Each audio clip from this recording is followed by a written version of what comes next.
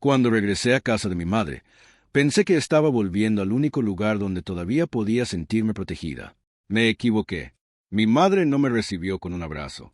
Me recibió con una hoja de papel. Si quieres vivir aquí, tendrás que cumplir estas reglas. La tomé. Había 12. No podía invitar amigos. No podía cambiar nada de la casa. No podía utilizar el estudio de mi abuelo. Tenía que pagar una cantidad mensual. Y, sobre todo, había una regla escrita en letras mayúsculas. Nunca hables de la propiedad con nadie de la familia. No entendí por qué. Una semana después, había roto todas las reglas.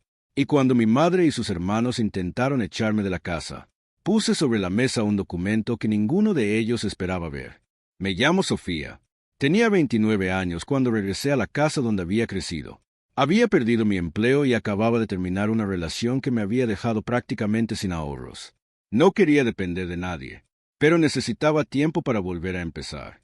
Mi madre, Teresa, aceptó recibirme. «Puedes quedarte unos meses», me dijo. Pensé que sería sencillo, hasta que vi aquella lista. ¿Por qué tantas reglas?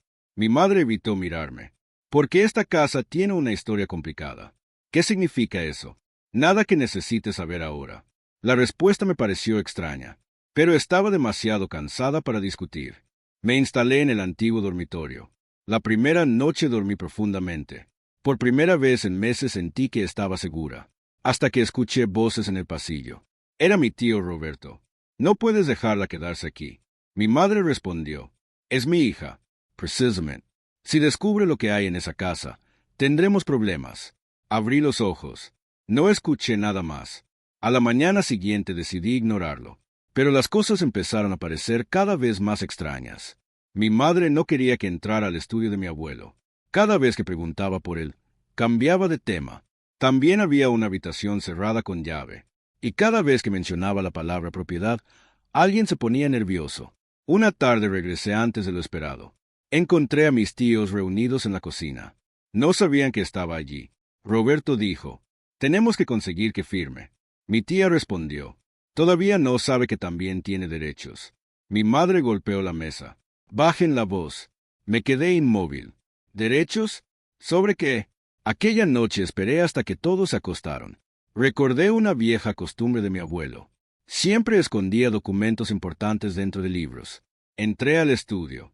La puerta estaba cerrada, pero la llave seguía en el cajón donde mi madre guardaba las llaves antiguas. Abrí. El estudio estaba cubierto de polvo. Había cajas por todas partes. Después de buscar durante casi una hora encontré una carpeta azul.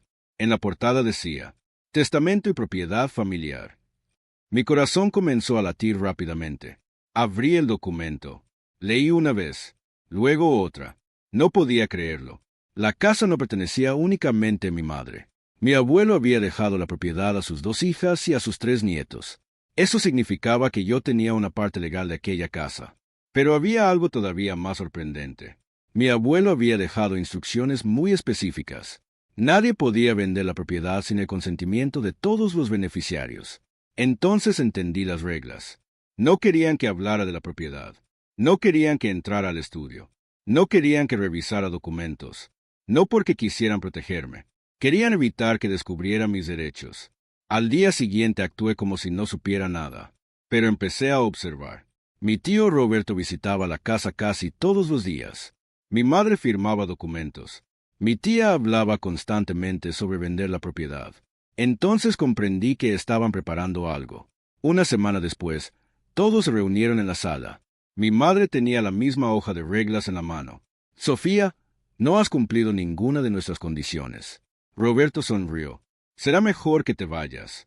«¿Me están echando?» «Esta casa es de tu madre», respondió mi tía. Los miré. «¿Están seguros?» Mi tío se cruzó de brazos. Complimenté. Entonces saqué la carpeta azul. La coloqué sobre la mesa. El rostro de mi madre cambió. «¿De dónde sacaste eso?» «Del estudio de mi abuelo».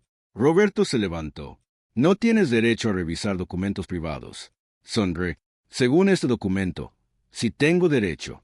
Abrí el testamento. La casa no pertenece solamente a mamá. También pertenece a los demás herederos, incluyéndome. El silencio fue absoluto. Mi madre comenzó a llorar. «Sofía, no queríamos hacerte daño». Entonces, ¿por qué me ocultaron esto? Roberto intervino. Porque eras demasiado joven para entenderlo. Tengo 29 años. Precisamente. No pude evitar reír. No querían que fuera joven. Querían que fuera ignorante. Entonces puse otro documento sobre la mesa. Era una copia de una propuesta de venta. La casa iba a venderse a una empresa inmobiliaria.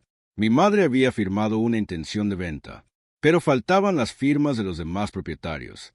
Mi tío se quedó completamente pálido. ¿Cómo conseguiste eso? Hablé con un abogado. Nadie dijo nada. Mi madre se cubrió el rostro. Tu tío nos convenció de que era la única manera de resolver las deudas. ¿Qué deudas? Roberto guardó silencio. Mi madre finalmente explicó que él había acumulado importantes problemas financieros. Había planeado vender la propiedad para cubrirlos, pero necesitaba que todos los herederos aceptaran. Por eso intentaban mantenerme al margen. Me sentí traicionada, no porque quisieran vender la casa, sino porque habían utilizado mi propia necesidad para intentar ocultarme mis derechos. Mi madre me miró. Lo siento. Yo respiré profundamente. Yo también lo siento. ¿Por qué? Porque pensé que volver a casa significaba volver a sentirme protegida. Pero ahora entiendo que tuve que protegerme de mi propia familia. La conversación terminó con una decisión. No venderíamos la casa, al menos no hasta que todos los propietarios estuvieran de acuerdo. Contratamos un abogado independiente. Revisó los documentos. Confirmó que mi abuelo había dejado la propiedad repartida entre sus herederos. La propuesta de venta quedó anulada. Mi tío se marchó furioso.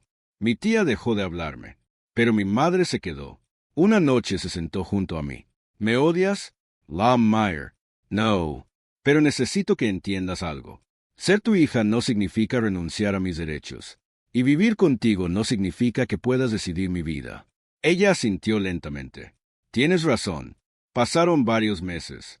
Encontré un nuevo trabajo. Comencé a ahorrar. Y finalmente pude alquilar mi propio apartamento.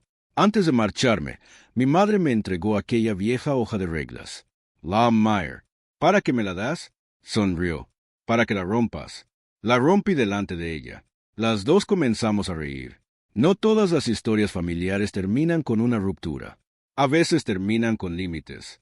Mi madre y yo no volvimos a ser exactamente las mismas. Pero aprendimos algo importante. Eleanor no significa controller. La familia no significa ocultar la verdad. Y una casa no es realmente un hogar cuando necesitas renunciar a tu dignidad para poder quedarte dentro. Cuando regresé a aquella casa, pensé que estaba volviendo al pasado, pero terminé descubriendo algo mucho más valioso, mi propia voz.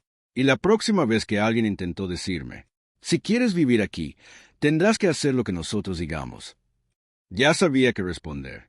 No necesito una casa que me obligue a dejar de ser yo misma.